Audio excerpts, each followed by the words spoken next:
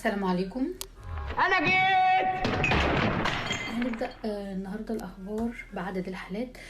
وصلت عدد الحالات في ألمانيا 134,753 حالة. شفي منها 77,000 حالة. توفي منها 3,804 حالة. تمديد الحجر المنزلي إلى 4/5، يعني ب3 أسابيع أو بالظبط أسبوعين ونص.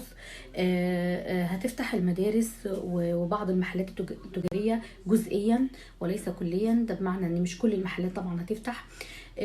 طبعا المؤتمر اللي هو اتعمل امبارح كان بينص على بعض النقاط، ومنها التباعد الاجتماعي يبقى سائد. والله يا جميل بقى دي طلبات الاتش ار، وانت عارف الاتش ار بيبقوا في حته والناس كلها في حته. ايوه، ايه الاتش ار ده؟ ما محدش عارف، اي حاجه بتبقى موجوده في الشغل مالهاش. بالنسبه للمحلات التجاريه، فتح المحلات التجاريه التي تقل مساحتها عن 800 متر مع مراعاه شروط الامان. طبعا التعقيم وعدد الزبائن في المحل لا يتجاوز لعدد معين. فتح شركات السيارات وورش التصليح والمكتبات العامة والمراكز الثقافية. فتح صالونات الحلاقة مع مراعاة شروط الوقاية. طبعا تعقيم وكده يعني.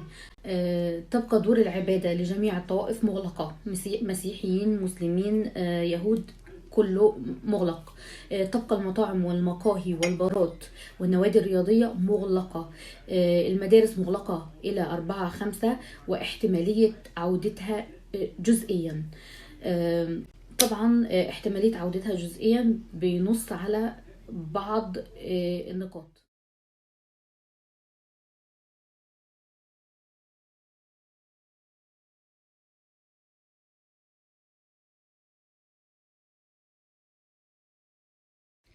طبعا عودة المدارس هتكون كالآتي: الصفوف اللي هي الصف السادس أو الصف الرابع اللي هي هتقدم امتحان، يعني هتعمل امتحانها للمرحلة اللي بعد كده، يعني زي الصف الرابع مثلا، يعني الصف السادس وطلاب التخرج اللي هم الصف التاسع والعاشر والثانوية.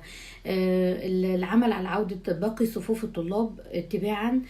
طبعا إذا ما حصلش حاجة جديدة، يعني هترجع بقية الطلاب عادي للمدارس، بس طبعا بتنظيم وقاية، تطهير، تعقيم، طبعا ماسك، طبعا كل الحاجات اللي هي شروط وقاية، يعني شروط الوقاية. ده كان ما جاء في المؤتمر اللي اتعمل امبارح.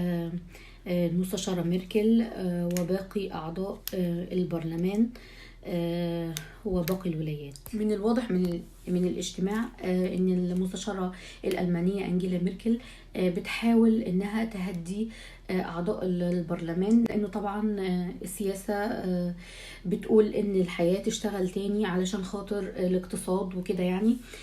لكن هي بتحاول تحافظ على اكبر قدر من المستطاع ان هي تحافظ على صحة المواطن الألماني والشعب في المقدمة طبعا. فبتحاول ان هي بتكسب وقت علشان نشوف ايه الاجراءات اللي جاية. فالاسبوعين اللي هم الحجر او اسبوعين ونص تقريبا هيحددوا فيهم بالظبط هل ينفع فتح المدارس. يعني هو الخبر اتقال ان هم هيفتحوا المدارس يوم 4، بس طبعا لو في تطورات جديدة الخبر ده طبعا هيتلغي اكيد طبعا، يعني ان شاء الله. بس وان شاء الله ربنا يسلم الجميع ونعدي من المحنة. وفي نهاية اخبار النهاردة بختمها بالفيديو حضراتكم هتشوفوا دلوقتي. الفيديو من تركيا، طبعا مش تصويري، تصوير صديق مؤمن. تركيا والشارع التركي. سلام.